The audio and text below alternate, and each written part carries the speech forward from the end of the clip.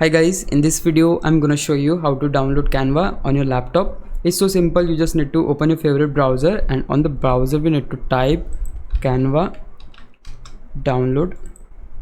You'll see the first website, so we have to click here. Now if you're using Windows, then just click on download Canva for Windows. The downloading is started. Here you can see that, so it will take couple of minutes depending on the internet speed. Once the downloading is done, just go to the file which we have downloaded. The file is in the download folder in my case, so I'll just go there and double click on the file, and yeah, you can see they are setting up, so we have to wait for a couple of seconds here. And yeah, the Canva is successfully installed. Now we have to log in here, so for that we need to go to browser, and for that we have the option login through browser, so just click on it. On this page, Canva want you to log in with your account. If you already have the account, just choose that. If you don't have the account, you can just create one.